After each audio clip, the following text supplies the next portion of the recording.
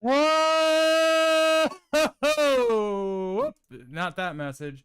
Not that either. Oh, well, I mean, I guess that's a thing. Let me just. Whoop! Oh. Holy hell. Welcome, one and all. Oh, boy. Oh, boy, I'm exhausted. Today was. Listen, chat, listen to me. Today was a day. It was a day. It's been 2 days. I've been here since Sunday night. And by here I mean in the office. Normally, that's normally you all. My chair is full of a butt here. I'm just gonna do this. Maybe, just maybe, I should take a second to clean everything up real quick. Cause what? Cause we're respectful in this house. Oh boy, chat. I don't even know. I don't even know where to start with all of you. I don't know where to start with anything. Let's start with the fact that I got respectful. We're respectful in this house. Yes, Nick Hamilton, amazing content creator. I absolutely adore him. Oh, so by the way, welcome in, Tomcat. Thank you. I saw you earlier. I did want to keep to the promise. I said I'd be there after ad break. I'm here after ad break. Welcome in. Oh, okay. I have something really cool to show all of you. I have something really, really cool to show all of you. Because I've been in this office for the past 2 days, working out of here. Do you guys know what this is? Have you ever seen one of these before? This is what's called an HVLP sprayer. It stands for HVLP, stands for high volume, low pressure. And this is what I use to spray lacquer. It's a specialty nozzle. It's not a pew pew. It's an actual sprayer. I'll refer to this as a sprayer, okay? Because there's actually still lacquer in here. Oh, hold on. I need to turn on my music. What am I doing? I'm like, the music is like full bore, and I'm like just shouting over it. Hooked up to Shop Air or self-contained pressure pot. Actually, this one is a Wagner. What are we painting? Yeah, exactly. Okay, I'm gonna show you all what we've been painting. There's actually a micro vacuum, like a mini vacuum unit that goes with this. It's a Wagner from Rockler. You can tell it's the Rockler blue. Every woodworker's best friend, Rockler. They're not sponsored, by the way. Rockler is not sponsoring this. I just happen to really love my Wagner sprayer. It is awesome. So there's this little vacuum port on the back where a hose goes, and that hose drives air through the assembly of the sprayer and pulls up. That's what the acrylic hose is for there. Pulls lacquer up and out. So, because high volume of air, low pressure, pulling from the pot on the bottom. Is it for paint or stain or both? Technically, I can spray anything through this. Like, next to anything, I can do sprayable stains. I can do lacquer. I can do paint. I can do water or oil-based. And I use it for water-based polyurethane. Is what I use. Water poly is what I use in this. And you know what? We're just going to show everyone what I've been working on. So this is shipping out literally tomorrow. It's shipping out overnight shipping, UPS. I'm just going to get one of the panels, and we'll do a whole show and tell, by the way. That was the whole thing with tonight. I wanted to do a show and tell. Let me grab one of the panels here.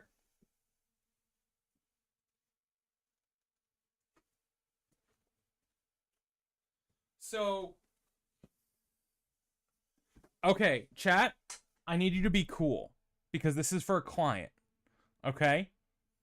I need you all to be cool. You guys are getting the first look at this because otherwise I won't get pictures of it unless I stay up late tonight again. So, I need you all to be super cool about this. Oh.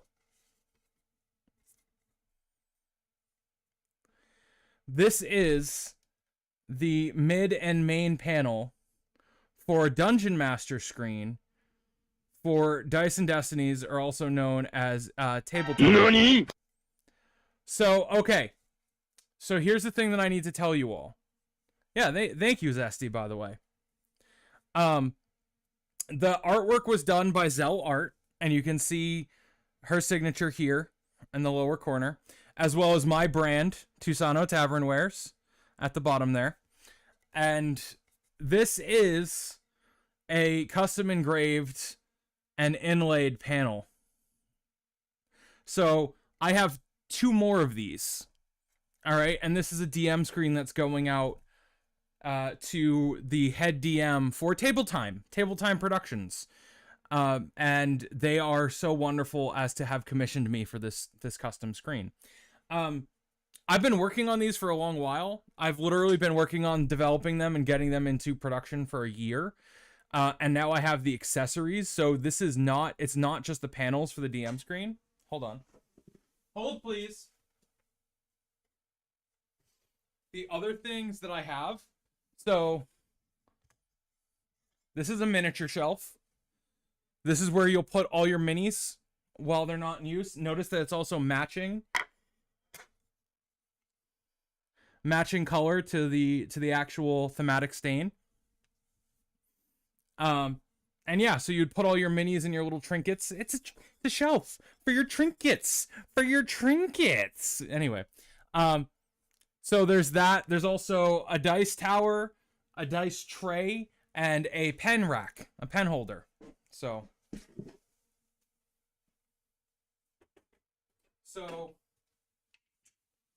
here's the dice dish right here, also custom stained. Here's the magnets. Ready? There's your dice tray. There's your pen holder. I should say it's more of a dice rack. You can fit like a set and a half in there. And then you have your pen holder. You'll notice that like the pen holder is open-ended, right? So that way you can just slide your pens or your markers out of it. Okay. So there's that. Hold on, because it gets cooler. All right. These are what I'm calling pass-through plates. Pass-through plates are also acrylic note holders, would be what their actual function is. Pass-through plates, when they work properly... Oh, hold on, I need to flip it around.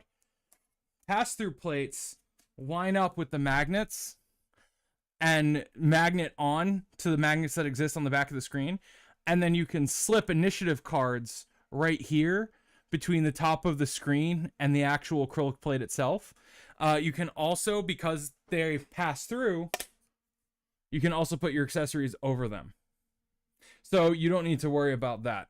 And of course, there's one accessory missing that like everybody asks for, right? Thank you. Hold on. Because that's not the final accessory. This is the final accessory. And this I'm super proud of. Okay. So there's the pass-through plate, right? There's one half of it. Does anyone in chat want to take a guess, take a swing at what this is?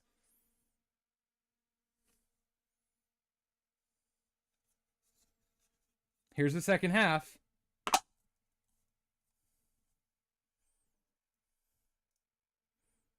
Yes, bingo. It's a dice tower. So there's the exit port. There's where you toss in your dice. And that's how it magnets onto the screen. Right there.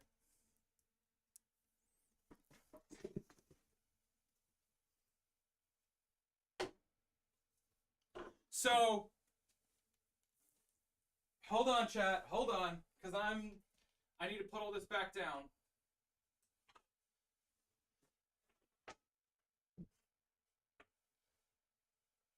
Okay. Hidden behind the DM screen is diabolical. Well, listen, when the DM needs to make hidden rolls, Like, I know, like, the DM will be like, hey, can I get an XYZ check? Etc., etc. I'm sorry. I've been stuffed in this office so long. I work across the street from a Costco, from a very big Costco, and I slept in here last night. I have, off to right of camera, I have a hidden camping cot, like a folding camping cot that I actually use in this office to like take naps after a long night, or like if I need to pull an all-nighter for a client, or if the snow and storms come through, because it's Michigan weather, you never know what's going to happen. So I have a cot and a moving blanket in my office. Dude, Tomcat, you have no idea. I want to be humble about this, but like I'm so tired. I'm so tired that I'm not even like, I'm well past being humble about it. I'm just into like I'm like in the territory of you have no idea, excuse my French. Because you'll permit me a moment of vulnerability here, of just letting myself crack just a little bit. The long and short of it is I've been working as a woodworker for, I started playing guitar around 15. I got really into woodworking for guitars around 16, 17. I'm 34, turning 35 soon. I'm unk status. Sorry for all those thinking that I was some youthful up and coming streamer. No, man, I'm unk status. I've been on this for a while. And so let me sum it up. Go for it. Go for it, Norwesp. He is a part-time streamer, yes, and not mainstream.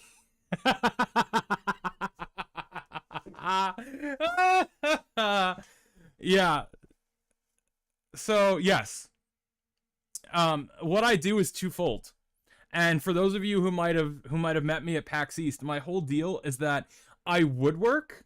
Like, you're seeing my actual office, like where I bring clients to tell them about what I do and like what I design, and I do a lot of CNC machining. Like, my CNCs are literally through that door in the other room. My laser cutter engraver that the screens came off of is right there. I don't just game stream, because my whole thing is that like I need to have a practical skill to back up streaming. Not that I don't want to commit full time to being a streamer. I do. But I want my streaming to have a very specific angle, a very specific slant. And that is that I want to woodwork, but I want to use my woodwork and my fabrication skills to make things for game devs, for game studios, for nerddom, to give back to the culture that's given so much to me. So like, I absolutely adore this stuff. Like, I love video games. I love Magic the Gathering. I love Dungeons and Dragons. I love high fantasy. I have sci-fi, media for social commentary like Cyberpunk and Disco Elysium. Just so much. I love so much of it. And I want to use, when I like, my biggest example of this is I spent so much time in Cyberpunk's world. I put 80 to 100 hours in a playthrough. Doing everything I wanted to do, playing through that game, loving the ever-living hell out of it. And when I was done with it, that approach is why I follow. The meshing of practical skills and nerd love is inspiring. Thank you, Tom. Thank you. Yeah. Yeah. Like, it's really hard. It's really difficult because like God, I'm sorry. I'm so overtired that I'm actually watering up a little bit. I'm sorry. I just know that I have to be on stream right now. Like, I want to stay consistent with my schedule, and I want to be available for my community. I try to do that in a different way, I guess, trying to learn skills to put back into my cosplay builds. Yeah, absolutely. Like, as makers, yes. Like, that is, yeah. So I'm going to bring all my points together here, because I'm like splitting in 5 different directions and trying to like bring it all back to what you said about dedication. I started off building and designing guitars when I was a teenager, and it was me reading every issue of Guitar World I could get my grubby little paws on. And then I met a luthier in college who was like, you're not bad. Like, you're not a bad woodworker. You don't have a bad eye for design, But one of the things you do have is this massive passion to make your own art. And if you go the route of being a guitar builder, you're going to be working on everybody else's art for the rest of your life. You're going to be repairing it. You're going to be jaded. You're going to see every last mistake they make. You're going to see all this stuff that is just going to, and you're not going to, your hands are going to be tied. You're not going to have the time to make your own art if you're making a living at this career. And then I realized that I really loved making for the tabletop industry. And I really loved streamers and the energy, and content creators and the energy that they put forward with their gags, like Hitbo and Wellen and Diana. By the way, Diana, who I am unabashedly a huge fan of, and she's now a colleague, which is wild to think about. Like, I'm not just saying that. I've hung out with her at cons. I've done projects for and with Diana before that are absolutely fantastic. And just I loved it.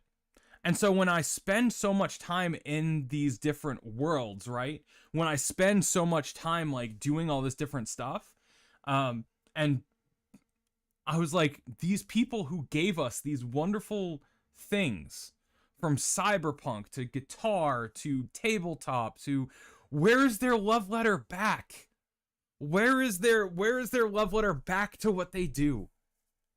Like, they give us as artists, burn ourselves, throw ourselves on a pyre to bring about our love for these things. Where is the love letter back? Where's the hug back saying thank you for what you've created?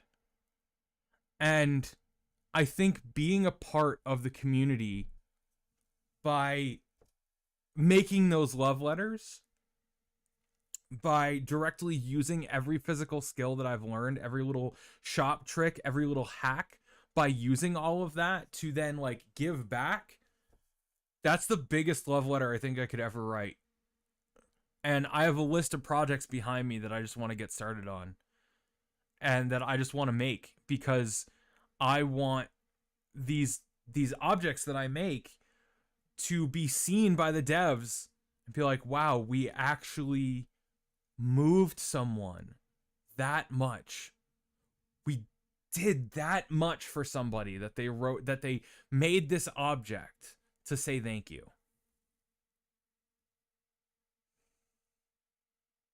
That is kind of where I'm at with my making, with my business. So imagine now trying to build like two different things at once. On one hand, I'm building a woodworking business that takes on private clientele in a very specific sector of an industry. And then on the other hand, I'm building a content machine that promotes both that and and itself. So it's going external as well. Like, it's doing so much, and I'm trying to like put this block here and then put that block there, and then someone might advise me to do something else, and I'm like, okay, well, I need to put that block over here. But no, wait a minute, don't do that unless you're, and the whole tower collapses. And then I'm sitting there like, all right, back to the drawing board. And just let's start all over. How do we build this? Okay, let's start with this daily posting. Then let's start with this consistent stream schedule. Then let's start with this exclusive clientele. Then let's start with balancing time between shop, home, and stream. That, like, I explained this to somebody, to another colleague, and they just went, "So you're not building one career?" No, I'm building two.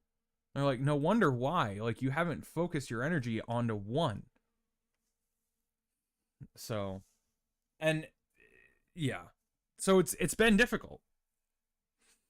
And it's taken dedication, and it's taken the long hours, and I'm tired of acting like it hasn't and being like, oh yes, I've been so thrilled to dedicate myself. No, it's taken so much, dude.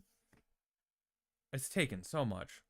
Tomcat, if you're still around listening to me ramble, or Norwest, or anyone else, Zesty, anyone that's been in chat, I'm so appreciative of all of you. Apologies for the rambling. I needed to get that thought out. Like, I needed to do that, to see that. So, to say that, I should say. I needed to just get that all out there. Oh, but I will say thank you for seeing that. Thank you so much for seeing that and for saying something. So, oh, but yeah, um, when it comes to glad you could get that out. Everyone's gonna let it out once in a while. Yeah, yeah. I will say the way that I feel blessed in this industry, the way that what I am grateful for is the fact that every content creator I meet, I've become a bit like um Merlin from the Kingsman, in that everyone who needs to know me knows my name and knows what I do. And they'll come up to me, clap me on the back, and offer to buy me a drink. But you ask me to slip into a crowd and slip away unnoticed, all I need to do is take off my hat and blend in and disappear. And so it's come with recognition from the right people, as well as guidance from said people, as well as, you know, basically being these people's, these a kind of like a tailor or a device or a, like Q or Merlin from the, as I said, Q or Merlin, Q from 007, Merlin from the Kingsman is like, I just, those who need to know. I'm not big and famous. I'm not a Sea Dog. I'm not a Chris Broad or a Andrew Ray or any of those guys. I'm just a guy in an office doing woodworking for people who care a lot about the end result. So, it's gotten me into really awesome places with really amazing people. So, some influencers aren't so great. I will admit that. Some influencers are... I haven't met a bad one yet. I haven't met an absolutely terrible one. I have met so many good content creators. And I'm not just talking like good at their chosen art form. I'm talking like good-hearted people who do very good deeds, who are very funny, who are very smart people. And when you see them at a con, all they're really there for is to cut loose and enjoy a break from their work. Like, they're there on business, but they're there to kind of like bask just a tiny bit. Just the tiniest bit. They're there to see their friends. They're there to maybe film some collabs, maybe to but I've seen some bad content creators, and I steer clear of them. But I also, the good in the industry that I see is fantastic. So I will admit, like, when people like rally against like the Jake Pauls of the world or the IShowSpeeds or whatever they are, the people that are just like out there just like chasing clout and doing all this other stuff, the really, really big ones who are just like, yeah, do you know who I am? Like, no. I like the smaller, humble, funnier creators who are like really understand it. I prefer to be a guy with a network of close friends and colleagues than someone spread thin wearing too many hats. Guess what? I'm both. No, I'm kidding, but like, yeah, that there was too much truth to that joke. I almost can't take it back. No, I really appreciate being known for what I do than being known for my content. I also will say that my streams are a way to do something I call my philosophy on streaming, by the way. My philosophy on streaming is I call it holding court. Much like a noble or a leader would. They'd sit and they'd listen to the problems of their community, or they'd sit and hear from the people around them that they care about. And like, yeah, Twitch is a broad pond, man. Instagram, the internet at general, the clock app, it's a broad pond. But like, I think that the people who come to find me on stream, sounds like you're spread things, doing the things you like with a large group of like-minded people, though. That's the rub. This guy's got it. Yeah. I am. I how blessed to be tired doing something you love. And these content creators are so involved in the worlds that I love that seeing them every time is like, it's like being a squire at a jousting competition and seeing your favorite knight rock up. You know what I mean? Like, it's these, to me, I understand not to everybody. Content creators are the modern day heroes of myth, doing things to make us all laugh, to give us all happy chemicals, to make us rethink and reflect, to make us slow down, to make us question the limits of our own creativity. What can we really do when we're pushed and up against a wall? Or how can we extend kindness to people?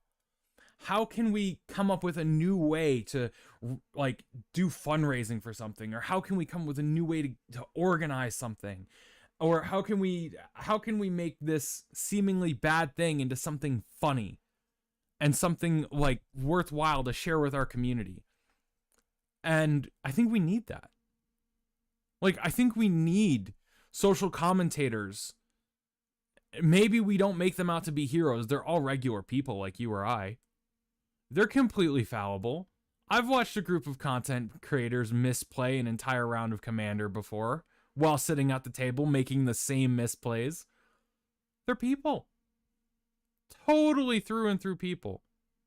So that's what I've got to say on that. Is they like, they are normal people, but they're doing some of the most, I won't say the most important work. There are people out there saving lives and doing some great stuff, but at the end of the day, entertainers are still, and artists and comedians and creatives, they're still so important. So I'm glad to be able to support them with my work. I'm so glad to do that day in and day out. You have no idea.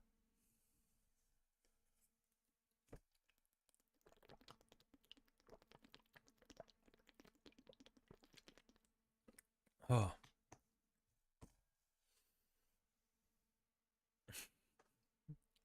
Tomcat, I'm gonna bop. That is the message of the day, by the way. I'm pinning your message to the top of chat because that is the message that's gonna keep me going today. I hope you know that. That is the message that made it through to me for everything that I'm trying to do. Oh. Excuse me. I need to, like, I'm almost gonna pull up the big comfy chair. You know what I mean? Like, hold on.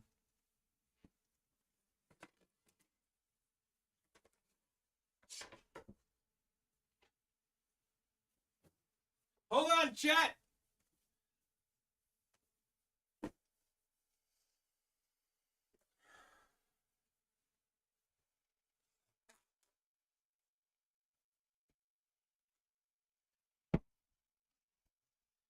Hell yeah, we have a similar mindset in that regard. I think you're just a bit further along that path. I appreciate that. I appreciate the hell out of that. I need to do two things. I need to pull closer, and I might need to adjust camera. Oh. This is so nice.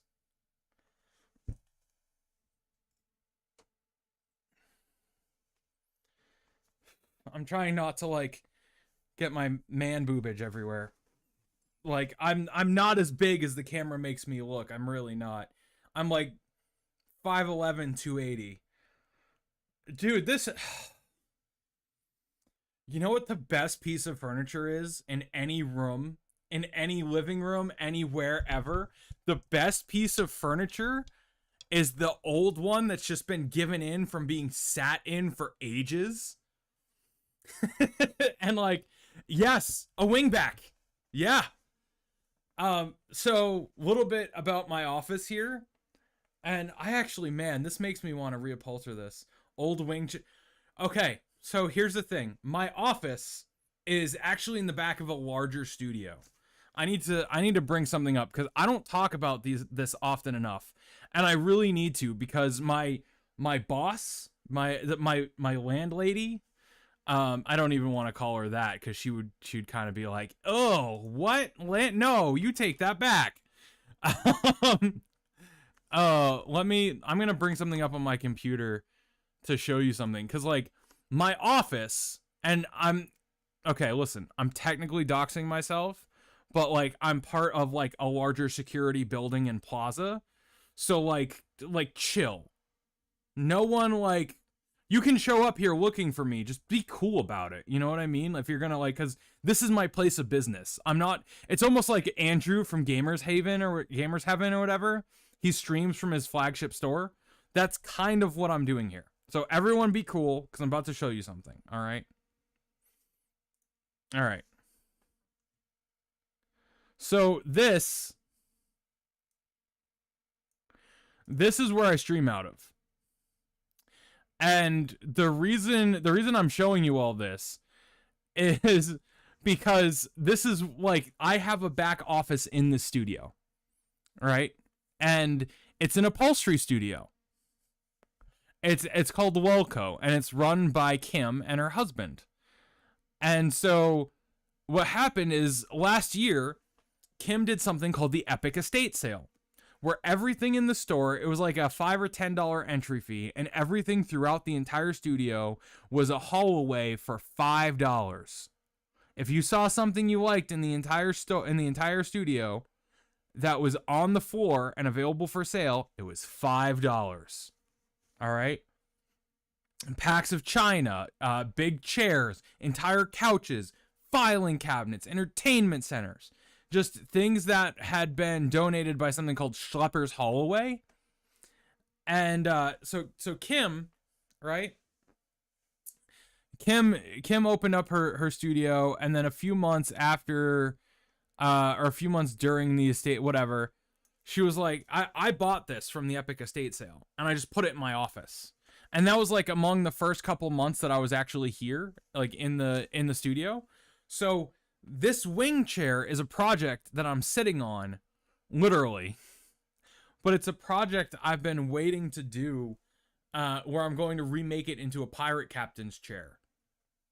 And I didn't know how well it fit into frame until I like pulled it into to the front of my desk. So I just, if you've ever slept on a folding camping cot with no support, I sleep like weird. And I slept super weird last night, and now I have this like,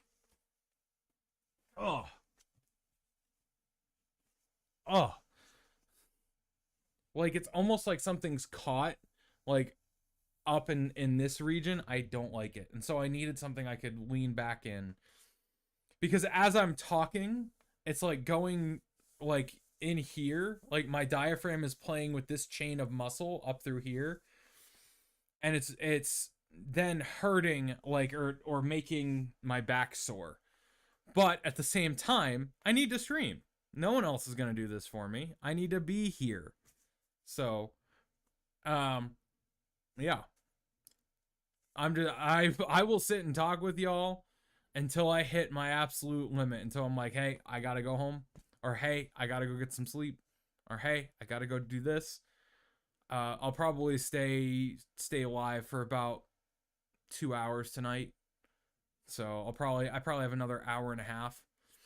I started super late tonight, but yeah, old wing chairs. The other thing is those big love seats. I do not sit in a love seat. I do the drape. I do I hang off one end and I kick my feet up on the other end. I do the whole drape over it thing. So, but yes, the comfiest piece of furniture in any room is the oldest sin chair.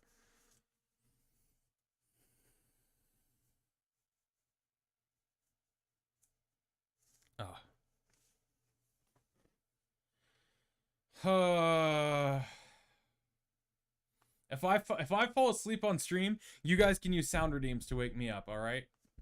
They should be down there. Blurp should be working. Is Blurp working? That's a good question. Someone check if Blurp's working for me, would you? You're over on the purple app. NANI? Yeah, there we go. Hey, Doc's here. NANI? Cool. So if I fall asleep, y'all can just wake me up with sound notifications. How's that? Good deal? Good deal? Alright, cool, good deal. So, oh man.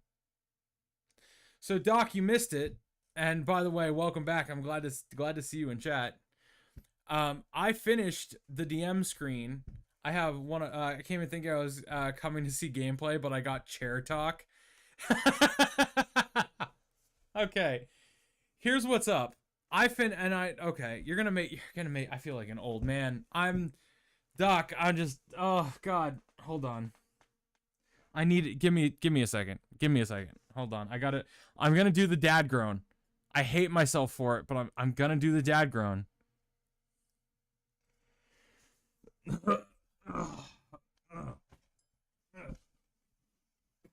There's a reason I'm in the chair.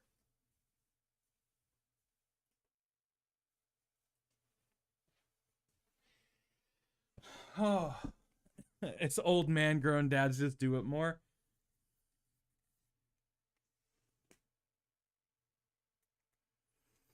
So this last night, the reason I'm in the chair, I slept in my office last night. I slept here in my office last night because I was working on this. I finished it. It's ready to ship tomorrow. Yeah.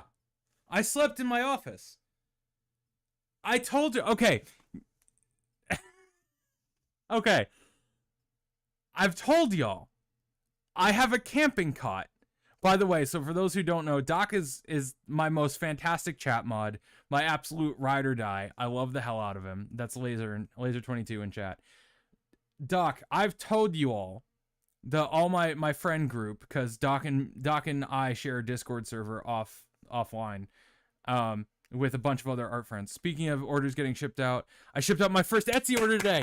Hey, we love to see it. We love to see it. Congratulations, Tomcat.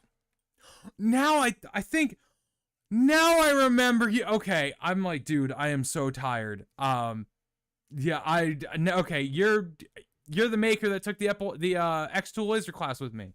Okay, now I remember. I was like, where do I know that name from? I'm coming off PAX East. Please forgive me. I met so many people. And yeah. God. So you know exactly where I am.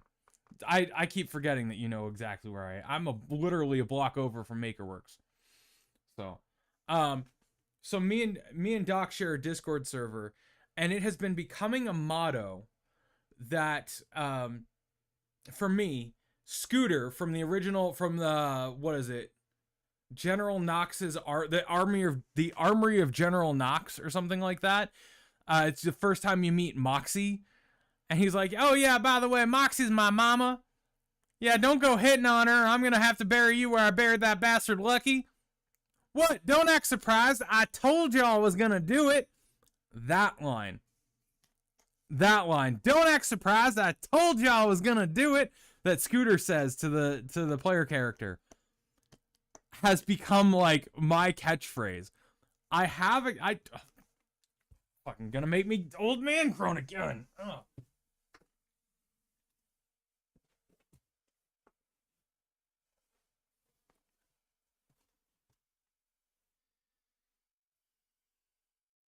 Camping cot. Folding camping cot.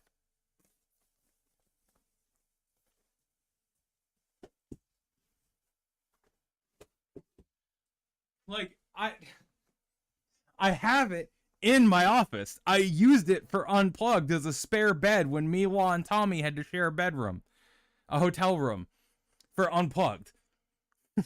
Like, I went down to the housekeeping staff at the study out in Philly, and I was like, can you guys by any chance give me an extra set of bed sheets and comforter? And they're like, sure, why? We'll send them up right away. What do you want them for? I'm like, nothing. I just need to make something a little more comfy. And they get up there, and housekeeping gets up there, and they see that I have a camping cot in the doorway right in front of the bathroom. So, and I'm like, that must be it. That must be what's going on. So, yeah.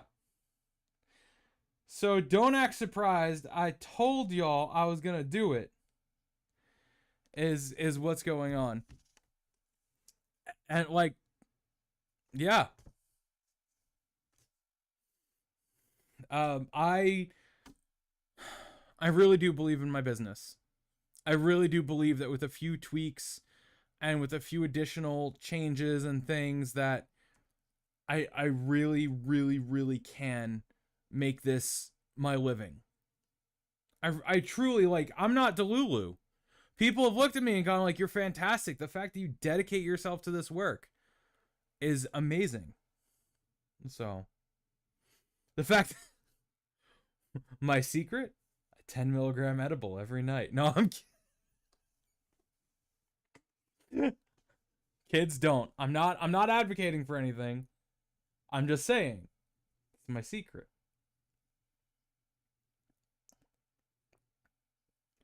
Oh.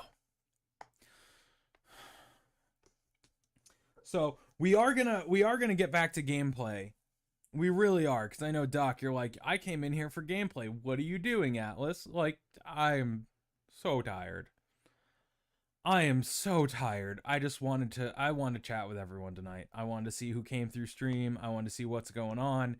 I wanted to show off the DM screen and the dice tower and everything like that. Like, I wanted to show you all. You do you, man. I'm just here to chill. Thanks, Doc. So, oh, we're gonna get back to gameplay, I promise. Maybe not tonight, maybe Wednesday, but we will. So, yeah. Oh. So I did that DM screen. I now have, hold on, because I can, ugh.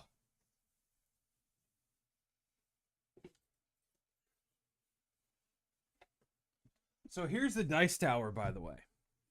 And like, I'm probably, why the fuck are you blue? A lot of you are probably like, whoa, what the fuck? So, a little while ago, I did a DM screen for Diana of the Rose.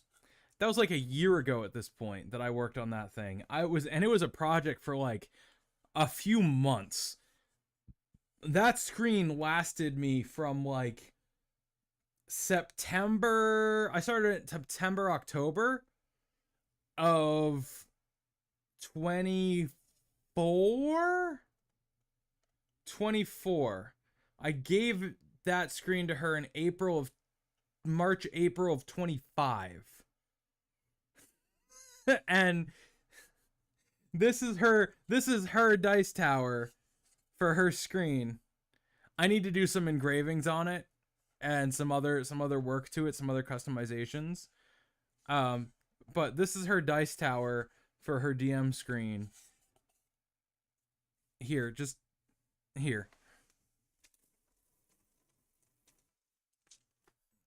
I mean, it's just gonna dump dice everywhere. You know what? Here.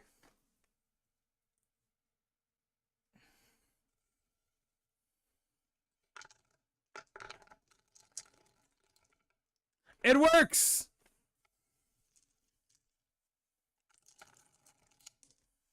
Now, and this one is slightly oversized. This is Interstellar. So this is what I've been working at.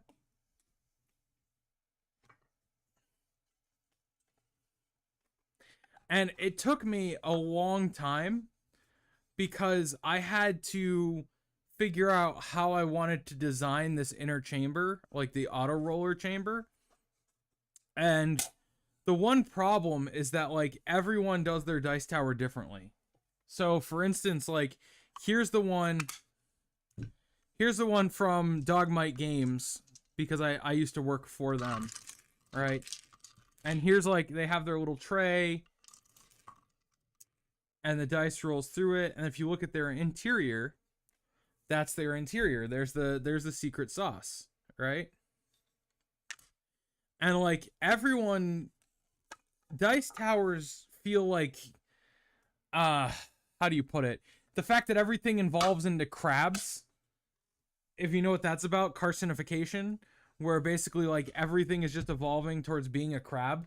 There's only so many ways you can make a dice tower, you know? Like there's only so many ways I can customize and do this. So like that's the difficulty with this. It's like I make this, right? Crab people. Like yeah, exactly. So that's the big thing. Is like after you've made this, how do you make it any better? Like how do you it's so simple. How do you improve on gravity? You know, like what do you do? And you just really and that's my problem. As a maker, I have this thing where like I don't want to do the idea that everyone else had. Anti-gravity? Yeah, exactly. Bingo. Yeah, just run it with anti-gravity. Just do an anti-gravity dice tower. Someone call Mark Rober.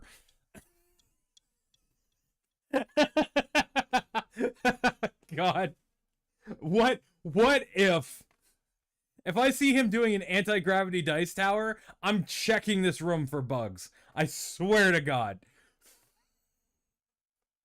I'm not salty at all at the Angry Birds video he did, because it ruined my No, I'm kidding. I'm kidding. There's a story behind that one that was really fun that came out of TwitchCon, and I pitched to Angry Birds. I'm like, I was like, yeah, have you ever had like a maker like do something for you? And like little known to me, they already had somebody. They had Mark friggin' Rober working on a life-size slingshot to demolish a building. And I was like, no, see, that's good. That's exactly what I would have done. But in the interior, I was kicking myself. So. Oh. So yeah. But when it comes to dice towers, how do you even begin? Right? Like, how do you even start? How do you even start that? Where do you start from? You start from a straight chute that drops all the way through the piece, right? And then you need to have like wave breaks in there. So, and then like, here's the issue. You can't just, for instance, and by the way, I'll cop to this. I'll fully cop to this. This one is one of mine. Right? And I was like, oh, I'll scale it up. And then, guess what happens when you scale something up? You run into new problems you didn't think you were going to have. So it turns out that this is the perfect size. And this is like a dinosaur getting too big for its britches. So it's like, look at it. It's over double the size. And you know what happens with this one? The dice come out too fast.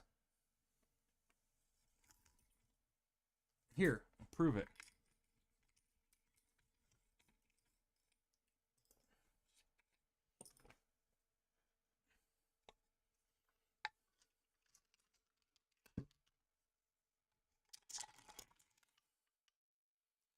So maybe that doesn't happen every single roll, right? But when you take into account that if you're rolling a fistful of Fireball and you just have dice flying everywhere, like, come on. You gotta realize that there's like an issue with that. So then I had to go back to the drawing board and figure out, well, what did I do wrong? And so that's part of it. Is like, there are some things about this that if I made some changes, I'd probably be okay. But it still needs to be reworked. Now this, I've seen people do this. I'm not going to say it's the most original thing on the face of the planet, but I will say that it's mine. I will say that it's my design and it's not ripped off anything else. And so this tower here is like, that's fine. This gets me to a shippable product. So Tomcat, if you're still around, I have one piece of advice for you. What you need to realize is that making the minimum viable product is sometimes just the right move. If you're looking at something and you're going, man, this really doesn't scratch my itch, or this really doesn't make me happy or proud or whatever else, like I don't love this design on paper, try fabricating it first. Try like sitting with it and making it first. Because what you may find is that like you actually love this design and you love how simple it is. You're just not in love with it on paper because it seems like the obvious solution and your brain craves something novel. So as a maker, do the simple design first. If you have to go between the simple and the novel, go for the simple solution. Every single time. Go for the simple solution. That's the unsolicited advice I'll give out there to young makers.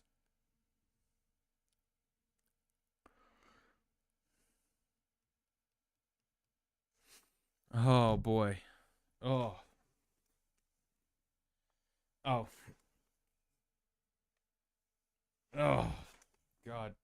It's gonna be me strewn across a chair just chatting to y'all. I am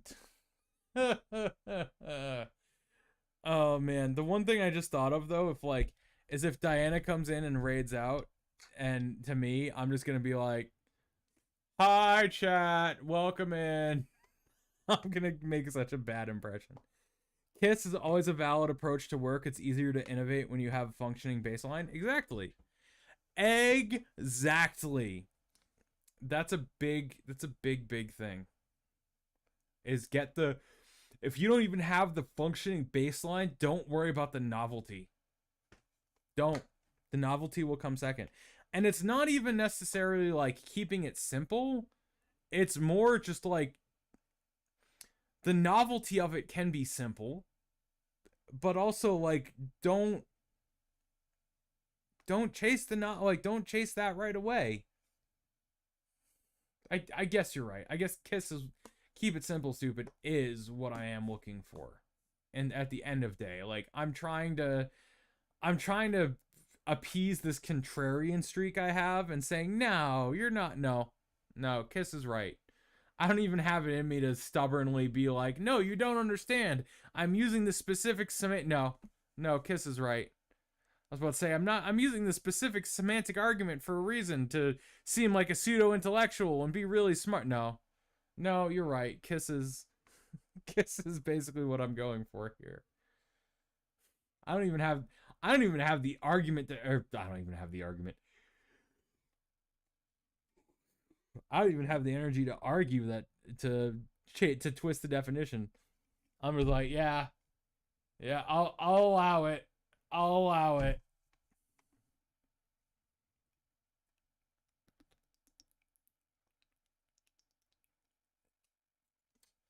So I did that. I did that today. That's done. Man, I'm going to be so happy to go home and shower and crawl into my own bed and just be like all snuggly warm all I need to do tomorrow is cut one last panel of plexi and make sure that thing gets to UPS before noon. I'm gonna be so thrilled. Oh man. I'm also trying to think of like, is there anything? Is there even like a little chill game, like a clicker game I could play? Yeah, where I could shut my brain off. I'm thinking like Balatro, except Balatro, the version of Balatro I have is on my phone, and just kind of like that'd be really funny if I was just sitting here on my phone playing Balatro and none of you could even see the gameplay until I like held it up and I'm like, I beat the ante, and then just keep going. You're like, what? Oh man. So what else? I'm trying to think of what else I did at PAX. I PAX East was just such a fantastic time. I'm still writing emails. I'm still getting emails back. I'm still talking with people about collaboration. I'm still oh man. It was it was so awesome. And one of the memories I really cherish, there are two that I really really cherish about PAX East. One was meeting Matt Mercer. I believe I told that story on stream. The other was getting to sit with my creator colleagues. Yes, I'm not like a big time creator. I can't so much as think about doing this full time until I start clip farming and getting some decent stuff out there. But getting to sit as a creator, as a colleague to some of these creators, not for my skill in social media, but for my skill at what I do personally, that was so flattering. And to get to explain to a group of creators why I love what I do and what my why is in my career, and them listen and engage with that, hands down, hands down the most validating thing I've ever done. Oh, excuse me. Oh, I'm really tempted to crack marathon. The one problem is A, it would be doing rook runs and solos. And B, I'm like, oh, I'm tired. Oh, ad break. Oh, okay. Oh, you're subbed with Prime though, so you're still Tomcat. What have you been thinking of MakerWorks? Because I've seen you've been able to utilize the space a little bit more.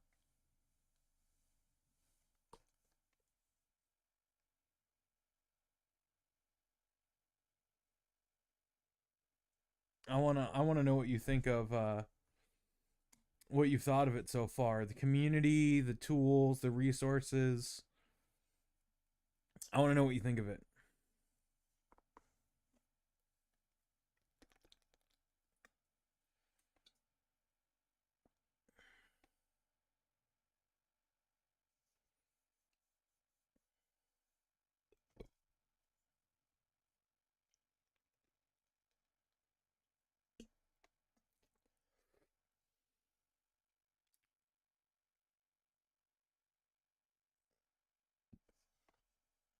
Ba-dum, ba-dum, bum, bum, ba-dum, ba-dum, ba-dum, ba-dum, ba-dum, ba-dum.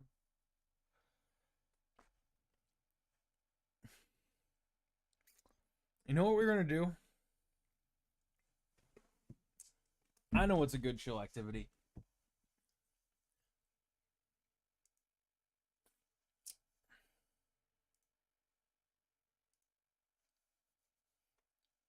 Um, is it Scryfall?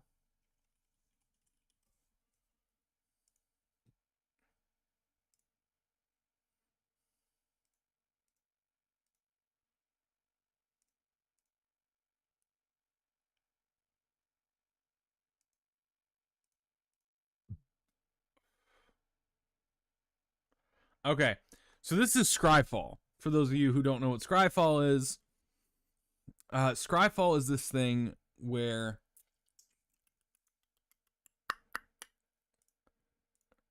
I want legal and commander.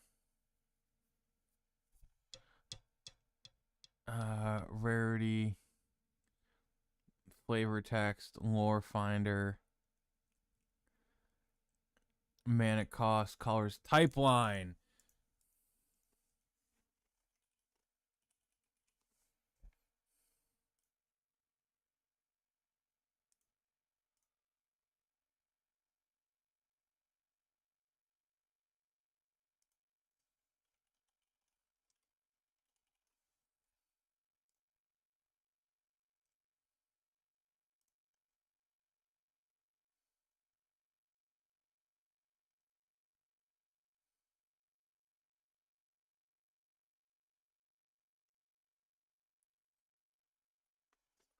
Oh, wow. So, one of the things that I've been thinking about is putting cards in my deck. That so like I have this deck right here. It is Reaper King No More. It is a Jund deck, which means red black red black green. All right? And so one of the things I've been thinking about is how and how can I get things in here that are going to do some really fun stuff.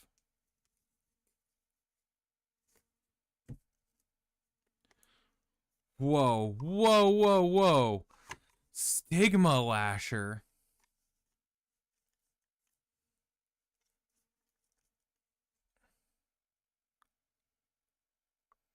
Oh, Cinderbones is really good for this deck. Corrosive Mentor is another really good one. I have Kulrath. I have never seen Hate Flare.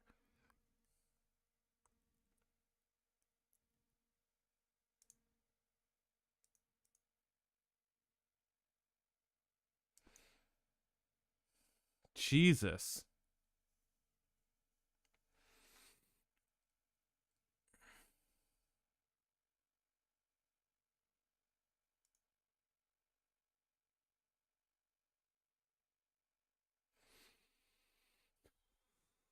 I should buy this one.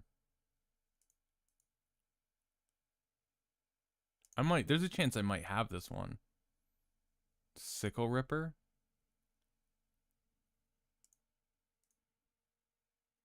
I might have some of these.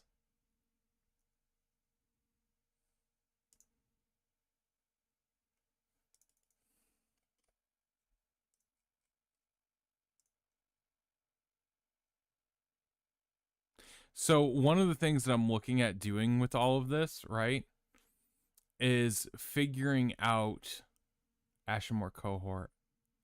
That's a really good one.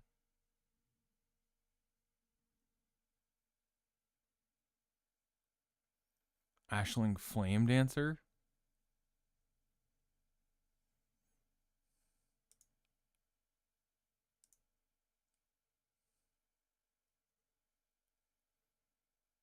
Ooh.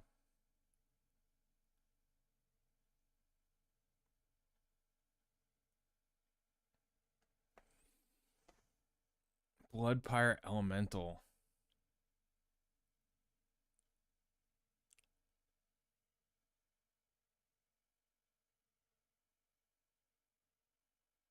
Blazing Hellhound.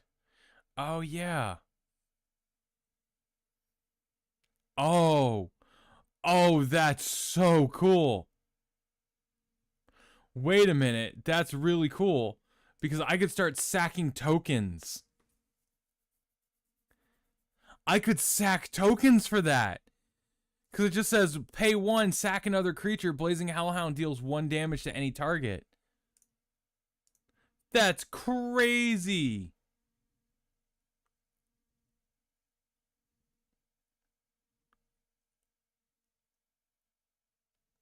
Bolt Hound, haste, attacks other creatures. Bramble Creeper, Bramble Elemental. Bramble Familiar. Oh, is it? Oh, Wild of Eldraine. Fetch quest. Mill 7 cards. Oh. Elemental when enter. Okay. So, like, you can see elemental and warrior spells. Yes. Yeah. Well, technically, I can still get them for free. Because one of the things I'm thinking of is, yeah. Wait a minute. Elemental Knight?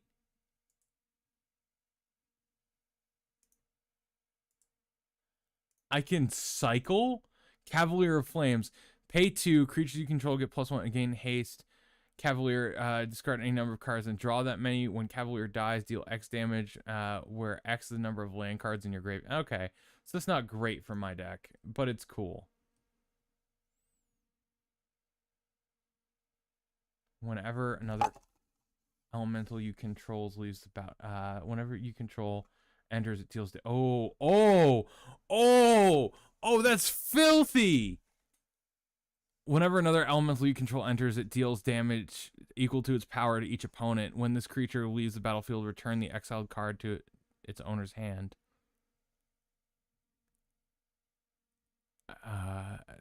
Behold an elemental. Okay, so reveal it to the table. Behold, Cavalier of Night. Enters the battlefield. You may sacrifice another creature. Oh my god, imagine having all 3 of these in my deck.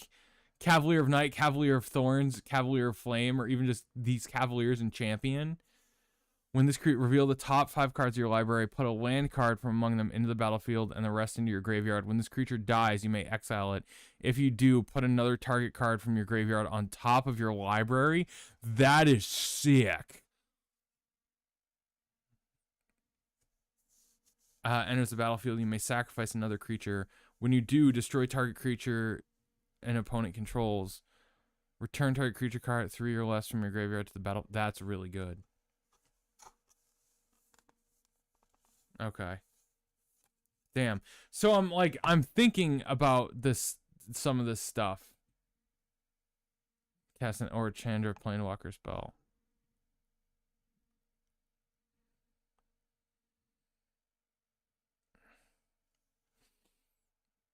Char Rumbler, double strike. Oh. I'm having fun reading these.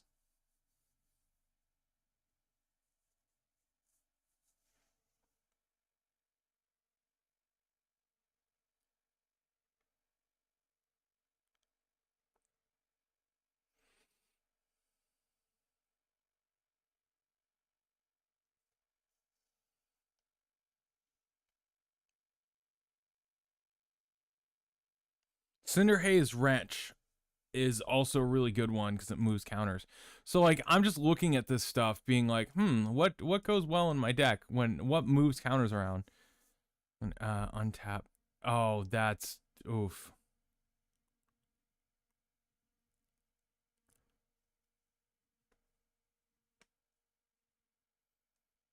That doesn't tap. 3 mana to deal 1 damage, but doesn't tap the creature.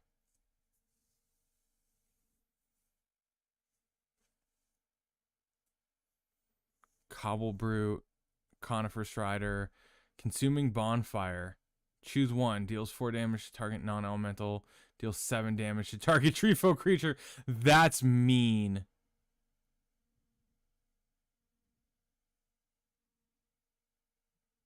Crater Elemental.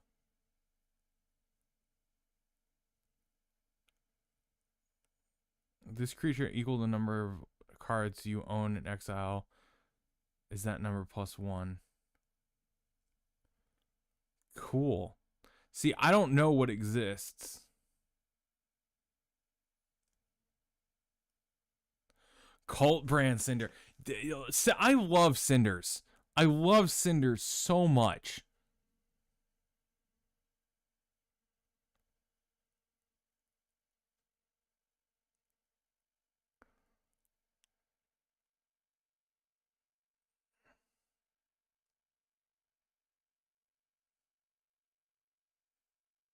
Oh, that's another one I need. Ember Strike Duo is really good. Maybe not exactly in this deck, but does this turn into it? Oh, it does. I'm like, why does this creature here? It does turn into an elemental, but I can't use it in the deck. Embodiment of Fury. Land creatures you control. Oh, embodiment of Insight. Enraged Flamecaster. Oh, this one is really good for... Yeah. For Commander. Where X is the number of colors. No. Because it would only ever be 3.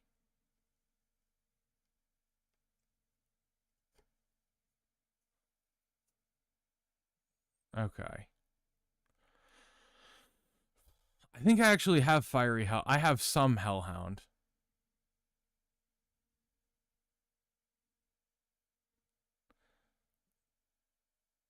I love Cinder so much.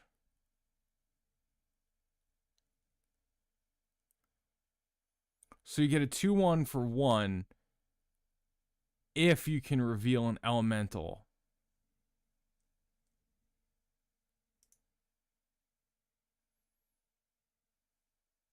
Flamekin Guildweaver enters, create a treasure token. Oh, that's not terrible. It's not perfect though. And we're kind of like looking for perfect.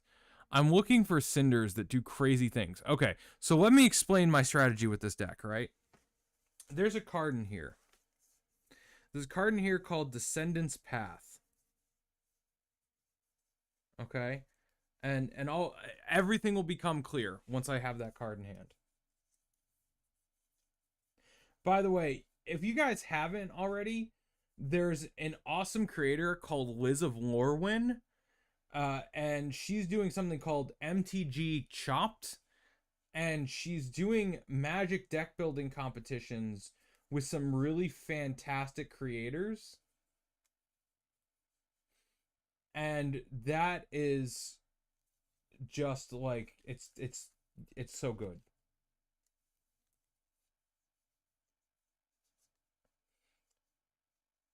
So I'm trying to find Descendant's Path.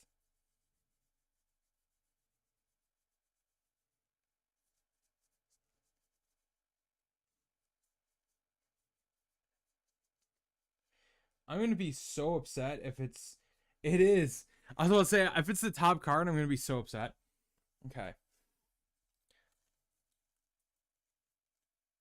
So Descendant's Path. Let me reading the card explains the card. At the beginning of your upkeep, reveal the top card of your library. If it's a creature card that shares a creature type with a creature you control, you may cast that card without paying its mana cost. Otherwise, put that card on the bottom of your library. Okay. If I have elementals out in the field, and I declare elemental, all right, then I can reveal the top card. And if it's an elemental, then I get another elemental. So can you kind of see like where I'm going with this?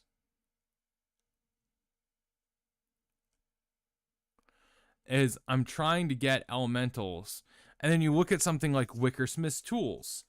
You look at some of the other stuff that I have in this deck, and you're like, oh, I get it now.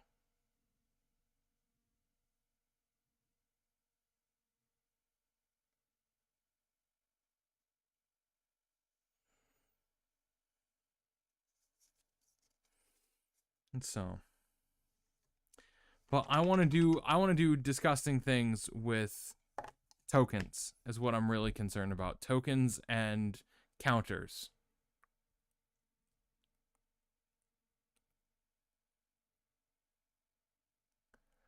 Oh, Greater Forgeling is... Oh, God.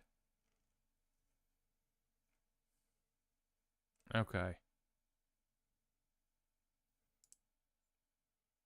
I need to know, because this guy...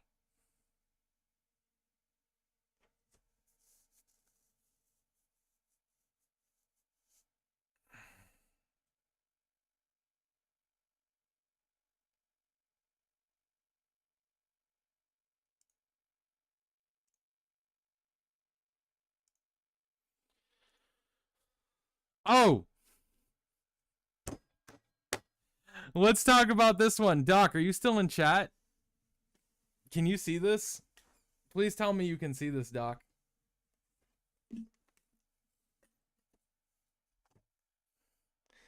So, I'm a little upset because I realize that the rest of you can't see this right now. Why is it only catching... Hold on.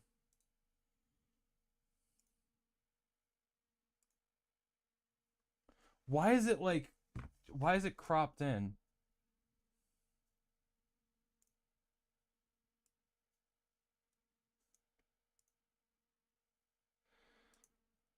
It's super cropped in and I don't get it.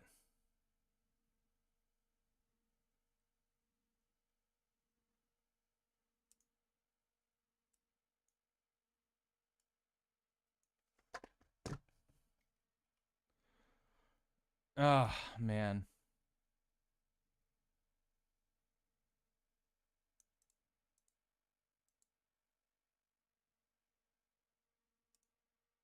Okay, I'm gonna leave it where it is right now. Under it, I should just pull up the image.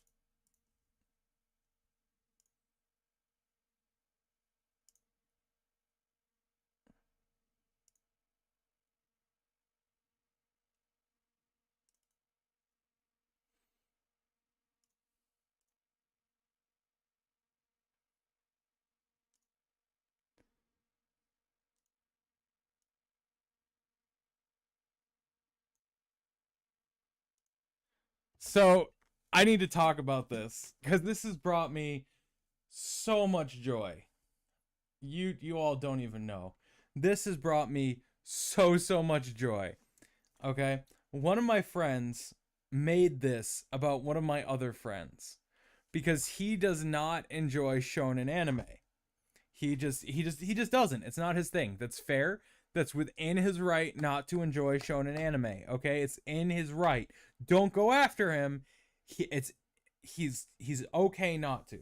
All right? But one of my friends made this, and when I saw it, it made me laugh so hard. And so, I warned him, and I asked him before I streamed tonight.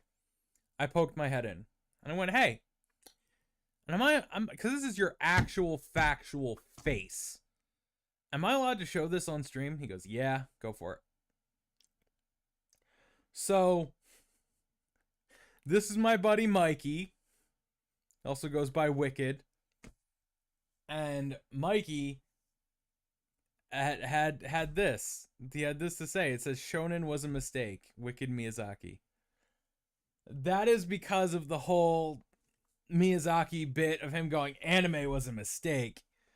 You know, like just yeah.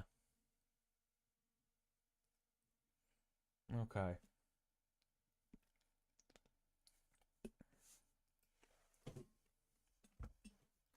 So, folks, I need to let you know something. I am not holding up the best that I could right now. My energy is super low.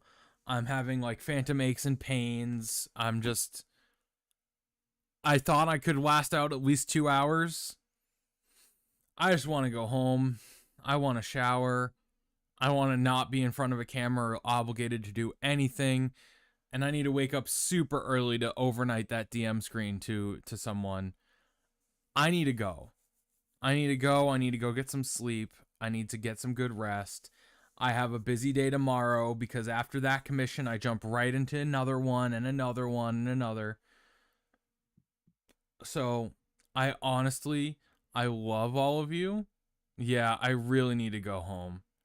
I haven't been home in a day and a half. I need to go home.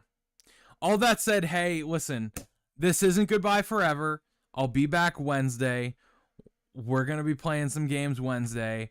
I'll think about how to make stream extra special as I come back and as we roll more into this content over the summer. I love all of you.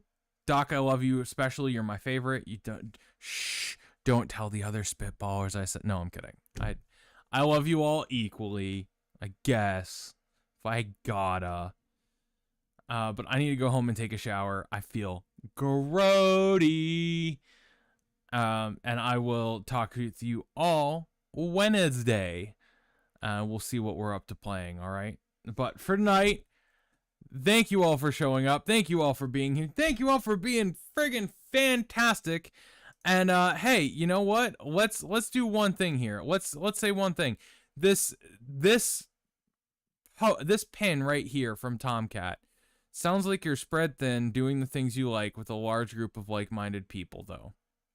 I want you all to take that forward. Tom, Doc, Zesty, if you're still out there, whoever is out there, I want you all to take that forward. Sounds like you're spread thin doing the things you like with a large group of like-minded people. I want you to think about that the next time you doubt yourself. Because that's what happiness is. It's performing at the edge of what you know you can do, surrounded by people you love who all understand you.